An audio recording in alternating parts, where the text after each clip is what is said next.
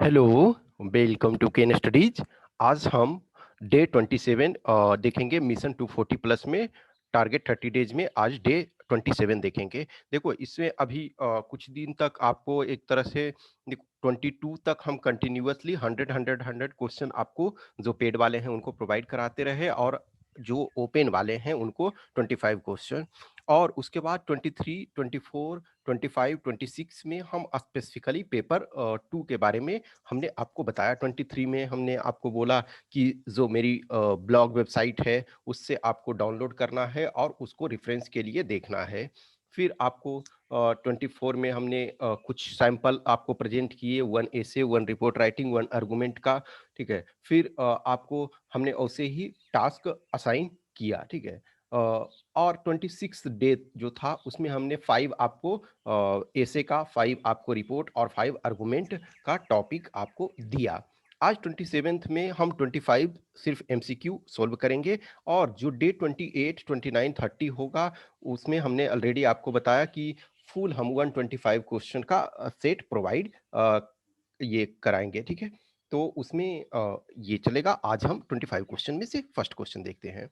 We often find the term Goldilocks zone in the news. It is mentioned in the context of तो Goldilocks zone जो होता है, it is the identification of Earth-like planets in the universe.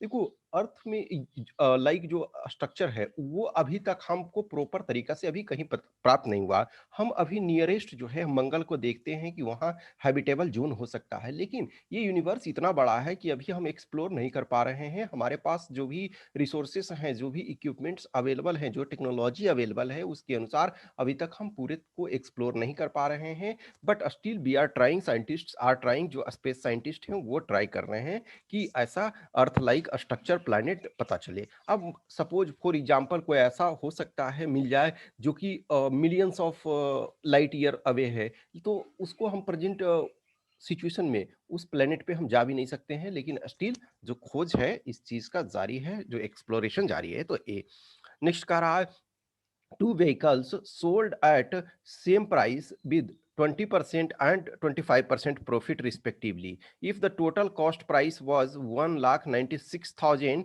what was the difference between cost price? तो देखो selling price same था, selling price same था इसका मतलब है एक्स हम मान लेते हैं सेलिंग प्राइस, तो दोनों का सेलिंग प्राइस तो सेम था। अब हमें एक तो पता है कि 20% प्रॉफिट पे बिका और दूसरा जो है 25% प्रॉफिट पे। तो ये क्या होगा, एक्स बाई 1.2, ये कॉस्ट प्राइस हमको, चूंकि कॉस्ट प्राइस दिया हुआ है तो, और दूसरा भी एक्स पर ही बिका लेकिन वो प्रॉफिट 1.25 पे बिका, तो ये 1.25 होगा। और इसको करेंगे तो एडिशन करेंगे तो 196,000 आ जाएगा। इसको आप सोल्व करोगे, इसको आप सोल्व कर लेना, तो सोल्व करने पे हमारा एक्स जो है 1,20,000 हो जाएगा, 1,20,000 हो जाएगा। तो 1,20,000 जब होगा तो इसका मतलब होगा कि ये यक्स, ठीक है, यानी कि सेलिंग प्राइस दोनों का जो है 1,00,000 आपका 20,000। तो एक यानी कि जो है 1,00,000 में आपका ये खरीदा गया, यानी कॉस्ट प्राइस एक का 1,00,000 है और एक का 96,000 होगा। देखो जब 1,00,000 हो रहा है तो इसका मतलब है सेलिंग प्राइस 1,20,000 है, तो 20% हो रहा है। 96,000 जब है तो सेलिंग प्राइस जब 1,20,000 हो रहा है तो 25%, तो इसमें 25% प्रॉफिट हो रहा है और इसमें 20% प्रॉफिट हो रहा है। तो दोनों का डिफरेंस कितना है, वो एक 1,00,000 है कॉस्ट और एक 96,000 है, तो ये आपका 96,000 है, तो डिफरेंस कितना हो गया, 4,000 हो गया। नेक्स्ट कह रहा है कि which of the following is are constitutional bodies in India. तो सेंट्रल इंफॉर्मेशन कमीशन ये जो है ये आपका थ्रू एक्ट ऑफ पार्लियामेंट बनाया गया है, लेकिन ये कॉन्स्टिट्यूशनल बॉडी नहीं है। कॉन्स्टिट्यूशनल बॉडी का मतलब है जो कॉन्स्टिट्यूशन में मेंशन है, तो थ्रू एक्ट ऑफ पार्लियामेंट से बनाया गया, लेकिन ये आपका कॉन्स्टिट्यूशनल बॉडी नहीं है। इलेक्शन कमीशन है 324। Reserve bank of India, reserve bank of India देखो इनफैक्ट जो ये सेपरेट बॉडी है और ये ऑटोनोमस बॉडी है, ये आपका 1935 में बना था। यूनिवर्सिटी ग्रांट कमीशन ये भी आपका स्टेट्यूटरी बॉडी है, तो ओनली टू जो है कॉन्स्टिट्यूशनल बॉडी है।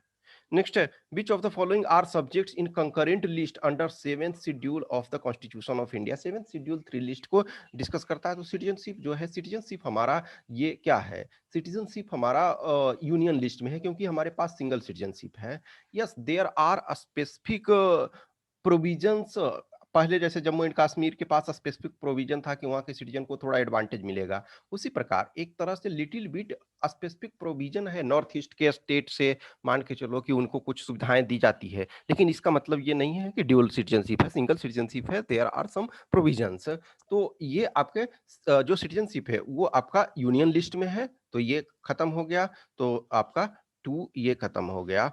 अब देखो, जो हमारा दारोमदार किस पर है, 3 पर है। Economic and social planning, yes, ये आपका कंकरेंट लिस्ट में है। तो trade unions, industrial and labour disputes, ये भी आपका कंकरेंट लिस्ट में है। तो बी आपका करेक्ट आंसर हो जाएगा।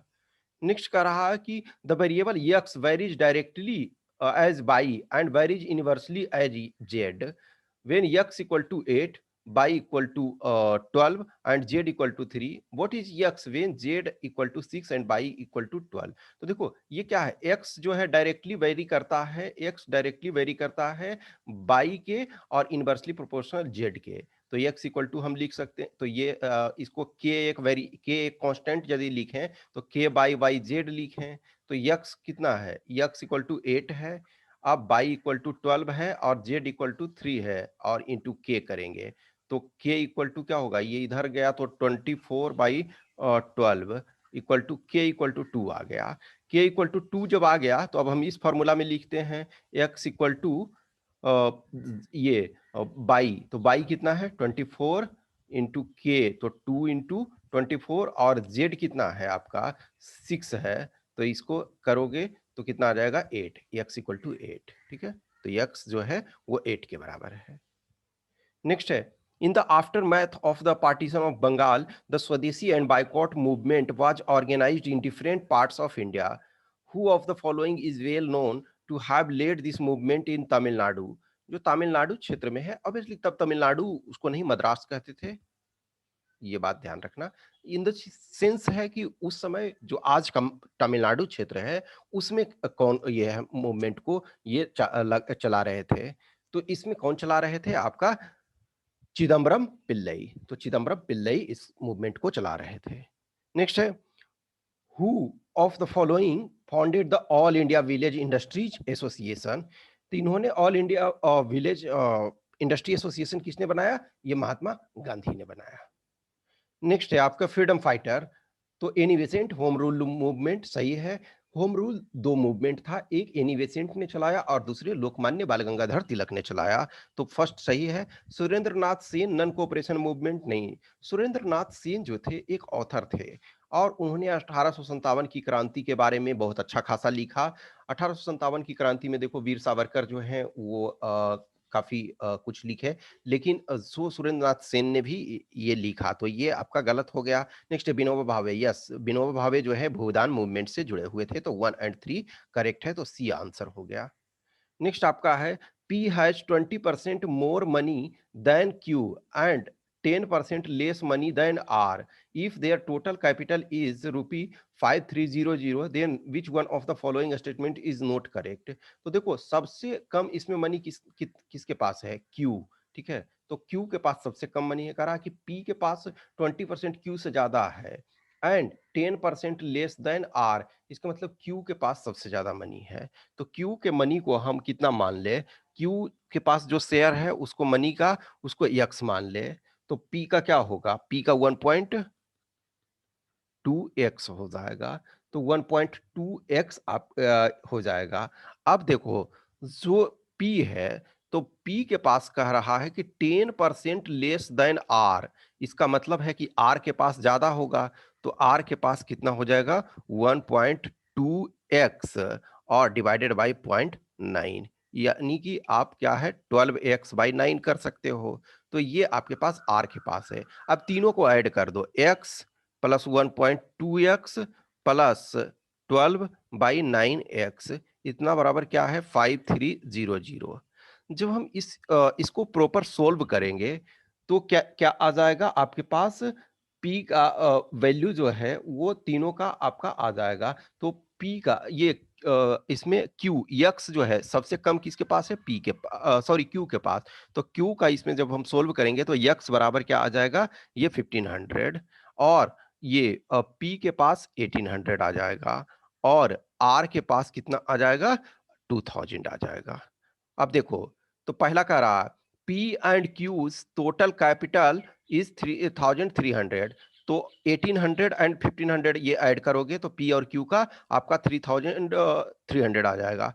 क्यू और आर, क्यू का 1500, आर का 2000, तो क्यू और आर का 3500 सही है। नेक्स्ट है Q has 25% less money than R, yes Q के पास 1500 है, आर के पास 2000 है, तो इसका मतलब ये सही है। तो डी आपका गलत हो गया, R has 25% more money than Q. तो देखो आर के पास 2000 है और क्यू के पास 1500 है, तो इसका मतलब आर के पास 33.33% अधिक होगा, तो ये आपका गलत हो गया, तो डी इसका करेक्ट आंसर है।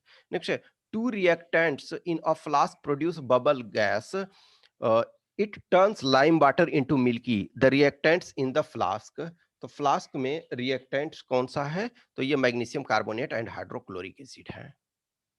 नेक्स्ट है the presence of sulphur in gun powder, gun powder में सल्फर जब हम ऐड करते हैं तो क्या करता है, decrease the ignition temperature. Ignition temperature का मतलब है कि जिस टेम्परेचर पे कोई भी चीज जलना स्टार्ट कर देता है उसे इग्निशन टेम्परेचर कहते हैं। तो नॉर्मली इग्निशन टेम्परेचर बहुत हाई होगा तो वो ईंधन मुश्किल होगा जलना, मतलब बहुत उसमें मेहनत करना पड़ेगा, और जिसका एकदम लो होगा तो वो तुरंत जल जाएगा, तो मीडियम होना चाहिए, ठीक है, तो डिक्रीज द इग्निशन टेम्परेचर। तो ए सही हो गया। नेक्स्ट है which of the following statements about Russia is are correct? तो रसिया emerged as the first socialist state in the world, यह सही है। Socialist state in Russia was established by Bolsheviks in 1917, यस जो लेनिन आपके थे वो उसके नेता थे, तो सी हो गया, 1 2 both 1 and 2 are correct. Next है आपका कि an hour hand and a minute hand of a clock are at right angle several times during their motion, how many times are they at right angles during their motion in the day from 12 noon to midnight. तो देखो ये आपका घड़ी है, तो suppose 12 से start आपका करता है, तो 12 से स्टार्ट किया तो 12 पर क्या हो गया, 12 नून पे दोनों एक जगह है, लेकिन एक टाइम आएगा कि आर हैंड थोड़ा सा इधर मूव करेगा और मिनट हैंड जो है यहाँ मूव कर जाएगा, मान के चलो ये इस ढंग से, तो 90 डिग्री का एंगल बनेगा। क्योंकि देखो एग्जैक्ट ये सीधा नहीं बनेगा, क्यों, क्योंकि आर हैंड भी तो मूव करेगा थोड़ा सा, तो यहाँ 90 डिग्री आपका बन गया। फिर देखो चलते चलते चलते एक बार आर हैंड तो इस साइड कहीं रहेगा, लेकिन फिर आपका जो मिनट हैंड होगा कहीं इधर आएगा, तो फिर एक बार 90 डिग्री बनेगा। इसका मतलब है हर आर में आपके पास 2 टाइम्स बन रहा है, ठीक है, तो इसका मतलब है कि 11 नहीं होगा, 12 नहीं होगा, ठीक है, तो ये कितना हो जाएगा, 24 हो जाएगा, तो नन ऑफ द एबोव हो गया। नेक्स्ट है with reference to Netaji express consider the following statements. Netaji को देखो रिसेंटली जो है काफी सम्मान मिल रहा है नेताजी सुभाष चंद्र बोस जी को, तो पोस्टोमसली एक तरह से जो राइट विंग्स हैं तो वो उनको मोटिवेट कर रहे हैं, उनको मतलब प्रमोट कर रहे हैं।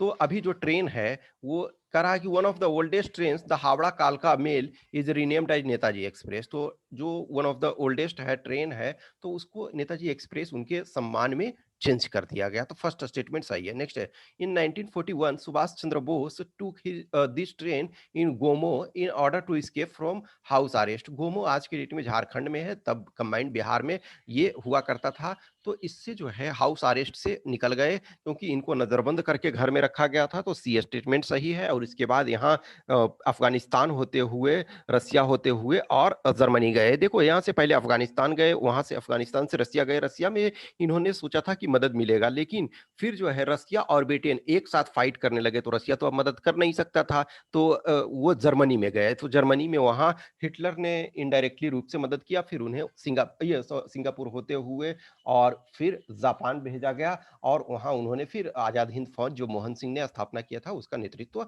फिर संभाला, तो सी इसका सही है। नेक्स्ट है future investment initiative is annual investment forum held in.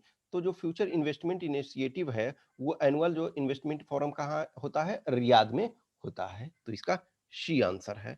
Next है, what is the next term in the series of number 1 2 5 12 29 etcetera. जो ये नेक्स्ट इसमें क्या होगा, तो देखो यदि हम 2 को करते हैं, ये 2 के जगह 5 को हम पहले करते हैं, ठीक है ना, 5 को करते हैं तो क्या होगा, 5 इक्वल टू 2 प्लस 2 प्लस 1।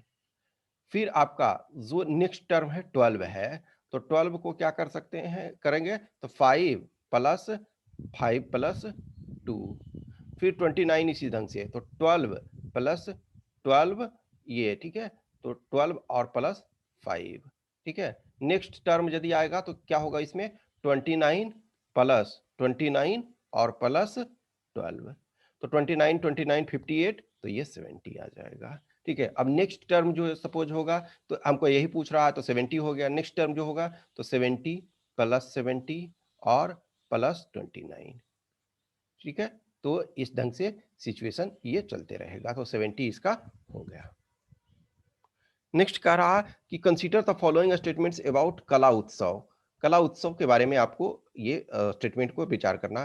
कला उत्सव national competition was started in 2015, तो ये फर्स्ट स्टेटमेंट आपका सही है। नेक्स्ट है, कला उत्सव is an initiative of ministry of human resource development, इसको आप कर दो मिनिस्ट्री ऑफ एजुकेशन, तब वो एक तरह से, ठीक है ना, तो ministry of human resource development को चेंज करके मिनिस्ट्री ऑफ एजुकेशन कर दिया गया है, तो उसको हम उसी सेंस में लेंगे, ठीक है ना, तो इसका आंसर सी हो जाएगा।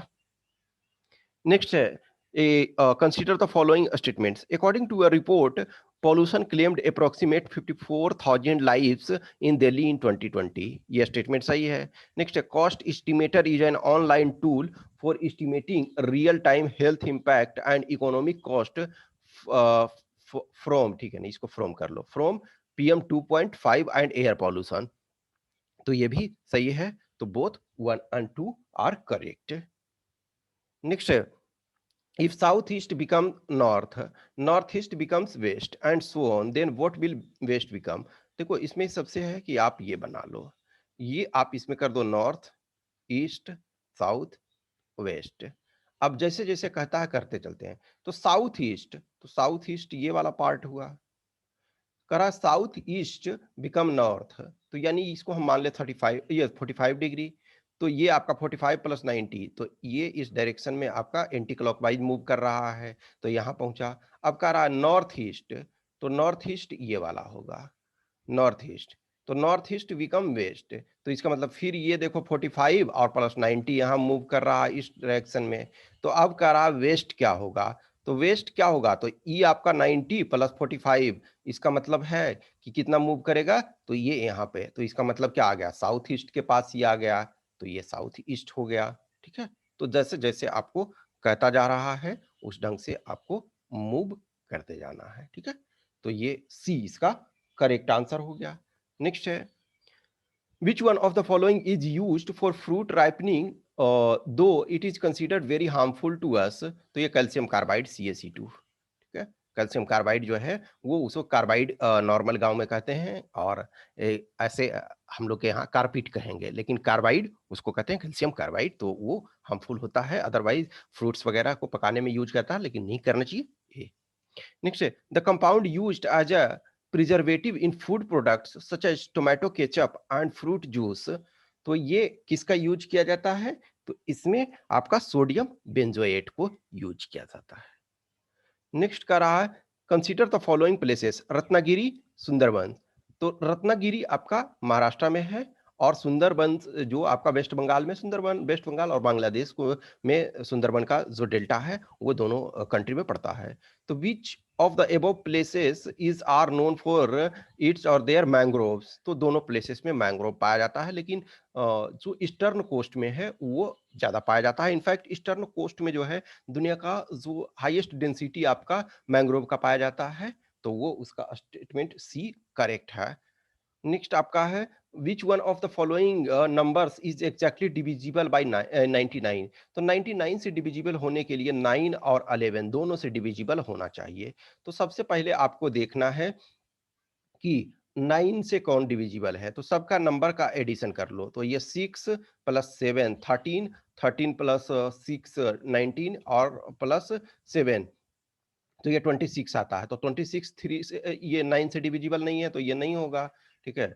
ये गलत हो गया। नेक्स्ट 3 प्लस 1 4 और 4 प्लस 15 19 प्लस 1 20 ये भी नहीं होगा। नेक्स्ट है 4 प्लस 15 तो ये 19 ये भी नहीं होगा। अब इसमें देखो यही हमारा फिर होगा 8 प्लस 6 14 14 और प्लस 13 27 तो ये 27 आपका 9 से डिविजिबल है। अब 9 से डिविजिबल है तो एक क्राइटेरिया कंप्लीट हो गया। अब हम इसमें ये करते हैं ऑड और इवन वाले नंबर को देखते हैं।